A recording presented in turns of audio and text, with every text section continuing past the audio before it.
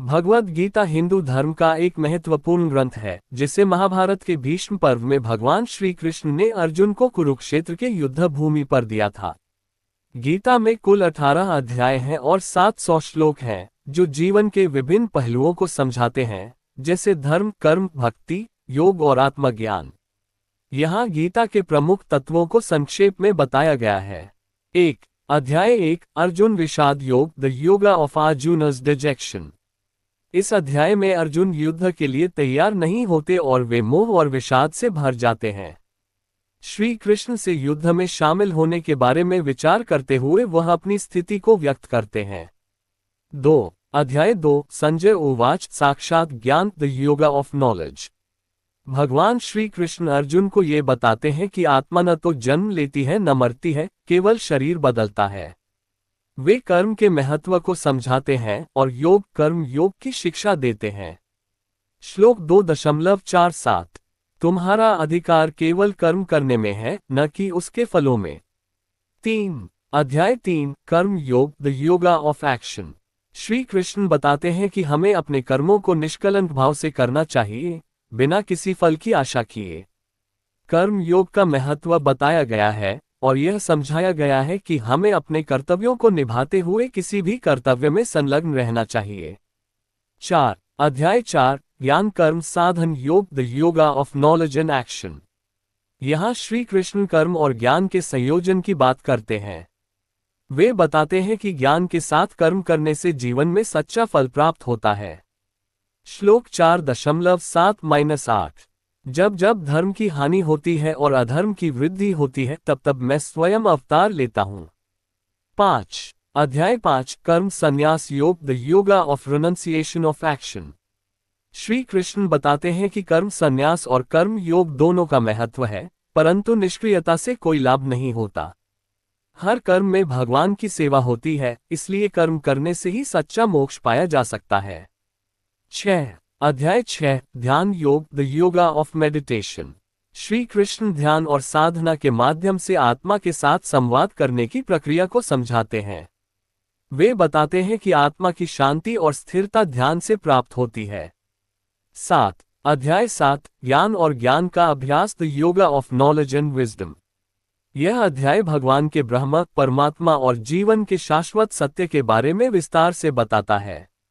श्री कृष्ण ज्ञान और भक्ति के माध्यम से आत्मा के वास्तविक स्वरूप को पहचानने की प्रक्रिया समझाते हैं। 8. अध्याय 8, अक्षर ब्रह्म योग, the yoga of the imperishable absolute. यहाँ श्री कृष्ण परमात्मा के अजर अमर रूप और मृत्यु के बाद आत्मा के मार्ग के बारे में बताते हैं। उन्होंने ब्रह्म का वर्णन किया और बताया कि भक्ति के माध्यम से भगवान के साथ मिलन प्राप्त होता है। 9. अध्याय 9, राज विद्या राजगुह्य योग, the yoga of royal knowledge and royal secret. इस अध्याय में भगवान श्री कृष्ण आत्मज्ञान के महत्व को समझाते हैं।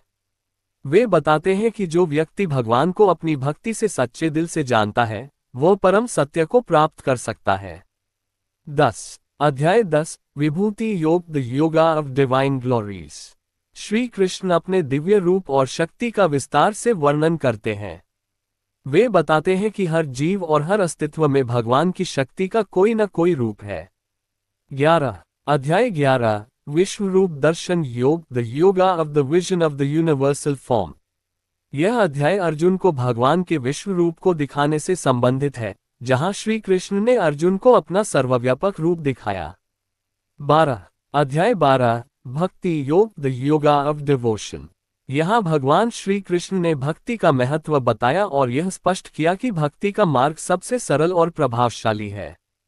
भक्ति करने वाले व्यक्ति को भगवान साक्षात अपने दर्शन देते हैं। श्लोक 12.15, जो व्यक्ति बिना द्वेष और अहंकार के सभी जीवों से प्रेम करता है, वह मेरा प्रिय है। 13. अध्याय 13, क्षेत्र क्षेत्रज्ञ विभाग योग, the yoga of the field and the nowhere of the field. इस अध्याय में श्री कृष्ण ने शरीर और आत्मा के भेद को समझाया। उन्होंने बताया कि शरीर को क्षेत्र और आत्मा को क्षेत्रज्ञ कहा जाता है। 14. अध्याय 14, गुणत्रय विपाक योग, the yoga of the three gunas. भगवान श्री कृष्ण ने 3 गुणों सत्व, रजस, तमस के प्रभाव को विस्तार से समझाया। उन्होंने बताया कि इन गुणों का प्रभाव हमारे कार्यों, विचारों और कर्मों पर पड़ता है। 15 अध्याय 15 पुरुषोत्तम योग, the yoga of the supreme divine personality. Shri Krishna ने जीवन, मृत्यु और आत्मा के संबंध में कहा कि हर व्यक्ति को सच्चे आत्मज्ञान को प्राप्त करना चाहिए ताकि वह परमात्मा के साथ मिलन कर सके। 16 अध्याय 16 दैवी और आसुरी संपत्ति योग, the yoga of the divine and the demoniacal properties. इस अध्याय में भगवान श्री कृष्ण ने देवताओं और दानवों की विशेषताओं का विश्लेषण किया और ये बताया कि हमें सच्चे मार्ग पर चलने के लिए सद्गुणों का पालन करना चाहिए। 17 अध्याय 17 श्रद्धा त्रय विवेचन योग, the yoga of the three Ford faith. इस अध्याय में श्री कृष्ण ने श्रद्धा के 3 प्रकार सत्व, रजस, तमस के बारे में बताया और यह भी कहा कि हमारी श्रद्धा हमारे कर्मों को प्रभावित करती है। 18 अध्याय 18 मोक्ष संन्यास योग, the yoga of liberation and renunciation. ये गीता का अंतिम अध्याय है जिसमें श्री कृष्ण ने अर्जुन को कर्म, संन्यास, भक्ति और ज्ञान के बारे में समझाया और बताया कि आत्मज्ञान से ही मोक्ष प्राप्त होता है। श्लोक 18.66 तुम सभी प्रकार के धर्मों को छोड़कर केवल मेरी शरण में आओ, मैं तुम्हें सभी पापों से मुक्त कर दूंगा। योजक चिन्ह योजक चिन्ह योजक चिन्ह। गीता के मुख्य शिक्षा के सिद्धांत। 1 कर्मयोग, अपने कर्तव्यों को निष्कलंक रूप से करना चाहिए बिना किसी फल की अपेक्षा के। 2 ज्ञानयोग, आत्मा के असत्य स्वरूप को समझना और आत्मज्ञान प्राप्त करना। 3 भक्ति योग, भगवान के प्रति सच्ची भक्ति और प्रेम से परमात्मा तक पहुंचना।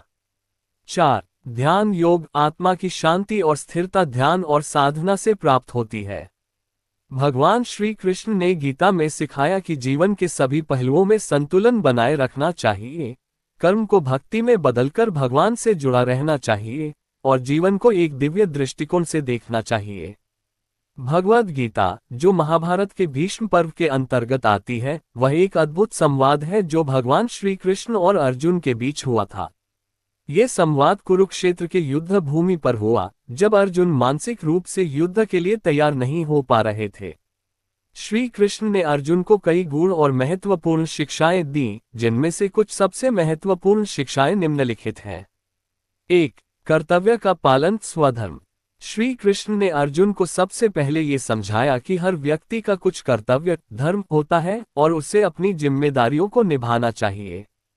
अर्जुन को ये शिक्षा दी कि वह एक क्षत्रिय है और उसका कर्तव्य है युद्ध में भाग लेना, भले ही उसे अपने प्रियजनों का सामना करना पड़े। श्लोक तस्य त्वं महाबाहो निगृहीतानि सर्वश आत्मवृद्धा एति श्लोक स्थिति कर्तव्योपकर्षण। 2 योग का महत्व। श्री कृष्ण ने अर्जुन को विभिन्न प्रकार के योग के बारे में भी बताया, जिनमें कर्म योग, ज्ञान योग और भक्ति योग शामिल हैं। श्री कृष्ण ने कहा कि किसी भी कार्य में मनुष्य को संलग्न रहना चाहिए, लेकिन बिना किसी फल की इच्छा के। जब व्यक्ति केवल अपने कर्मों पर ध्यान केंद्रित करता है और फल की चिंता नहीं करता, तो वह मानसिक शांति और आत्मसाक्षात्कार की दिशा में बढ़ता है।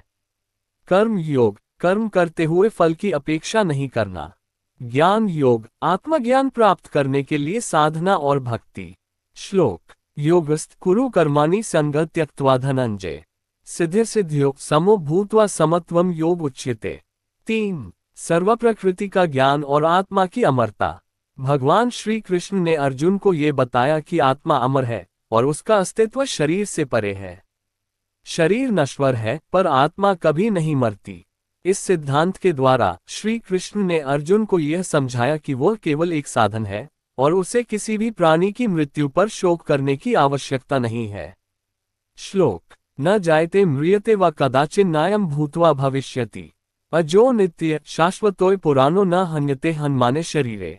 4 भक्तिरूप कर्म। श्री कृष्ण ने अर्जुन को ये सिखाया कि यदि कोई व्यक्ति पूरी तरह से भगवान के प्रति समर्पित होता है और उसकी भक्ति में समाहित रहता है, तो वह शांति और समृद्धि पा सकता है। भक्ति योग का अनुसरण करने से आत्मा परमात्मा से जुड़ती है और वह संसार के दुखों से मुक्त हो जाती है। श्लोक मन्ना भव मद्भक्तो मद्याजी मां नमस्कुरु पूर्ण विराम मामेव श्रीसी सत्यम ते प्रतिजाने प्रिय। 5 सभी प्राणियों में भगवान का अस्तित्व। भगवान श्री कृष्ण ने अर्जुन को ये भी बताया कि वह समस्त सृष्टि में व्यापी है और प्रत्येक प्राणी में उनकी शक्ति विद्यमान है। उन्होंने अर्जुन को ये सिखाया कि भगवान के रूप में वह प्रत्येक तत्व में व्याप्त हैं। उनका दर्शन और अनुभव सभी प्राणियों और पदार्थों में होता है। श्लोक इति ते ज्ञानमाख्यातम गुह्याद् गुह्यतर मया विमृश्यतदशेषेण यथेच्छसि तथा कुरु। 6 निर्विकल्प ध्यान और आत्मनियंत्रण। श्री कृष्ण ने अर्जुन को ध्यान और आत्मनियंत्रण के माध्यम से मानसिक शांति प्राप्त करने का मार्ग भी बताया।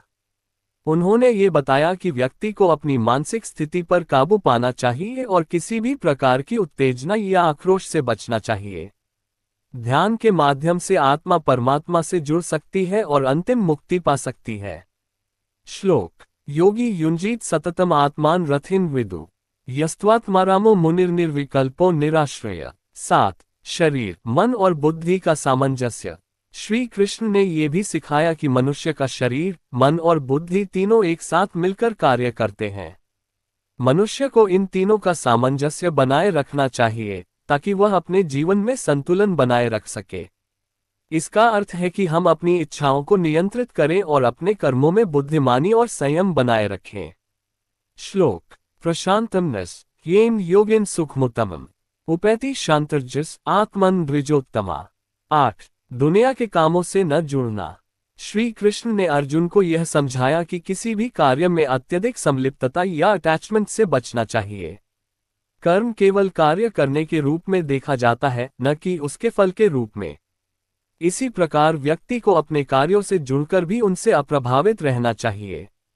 श्लोक विषयेंद्रिय संयुगत्यगस्त्यगच संसार कर्म फल दर्शन सर्वसंकल्पना त्याग। 9 सच्ची तपस्या और साधना। भगवान श्री कृष्ण ने अर्जुन को ये भी बताया कि तपस्या केवल बाहरी शरीर के अनुशासन से नहीं होती, बल्कि वह भीतर की मानसिक स्थिति और ईश्वर के प्रति श्रद्धा और समर्पण से होती है। सच्चा तप वह है जो आत्मा के विकास के लिए किया जाता है, न कि किसी दिखावे के लिए। श्लोक यज्ञ दान तप कर्मेन्द्रियाणि व्रजन मुमुक्षु स्वधर्म बुद्धि शरण समृद्धम लस्य। इन शिक्षाओं के माध्यम से श्री कृष्ण ने अर्जुन को जीवन के उद्देश्य, आत्मा के वास्तविक स्वरूप, कार्यों के कर्तव्य और भक्ति के उच्चतम मार्ग का मार्गदर्शन किया। ये गीता आज भी मानवता के लिए एक अमूल्य धरोहर के रूप में जानी जाती है। भगवद गीता से मिलने वाली शिक्षा और सीख। 1 कर्मयोग काम के प्रति सही दृष्टिकोण। गीता का पहला और महत्वपूर्ण संदेश है कि हमें अपने कर्मों को निष्ठा और श्रद्धा से करना चाहिए, बिना किसी फल की आकांक्षा के। श्री कृष्ण ने अर्जुन से कहा कि हमें अपने कर्तव्यों को निभाना चाहिए, लेकिन फल की चिंता नहीं करनी चाहिए। कर्मण्येवाधिकारस्ते मा फलेषु कदाचन। कर्म करने का अधिकार तुम्हारा है, लेकिन फल में नहीं। इसका मतलब यह है कि हमें अपने कामों को पूरी ईमानदारी और समर्पण से करना चाहिए, लेकिन इसके परिणामों को भगवान के हाथों में छोड़ देना चाहिए। 2 स्वधर्म अपने कर्तव्य का पालन। गीता में श्री कृष्ण ने स्वधर्म के महत्व को बताया। अर्जुन को अपने कर्म से भागने की सलाह दी जा रही थी, लेकिन कृष्ण ने उसे यह समझाया कि स्वधर्म का पालन करना आवश्यक है, चाहे वह कठिन हो। साध्य कर्मों के बिना जीवन का कोई अर्थ नहीं है। हमें अपने जीवन में अपनी जिम्मेदारियों को निभाना चाहिए, चाहे परिस्थितियां कैसी भी हों। 3 ज्ञान और विवेक सत्य की खोज। गीता का एक अन्य महत्वपूर्ण सिद्धांत ज्ञान है। श्री कृष्ण ने अर्जुन को ज्ञान का सही दृष्टिकोण समझाया। ये ज्ञान न केवल भौतिक बल्कि आत्मिक और मानसिक उन्नति की दिशा में भी होता है।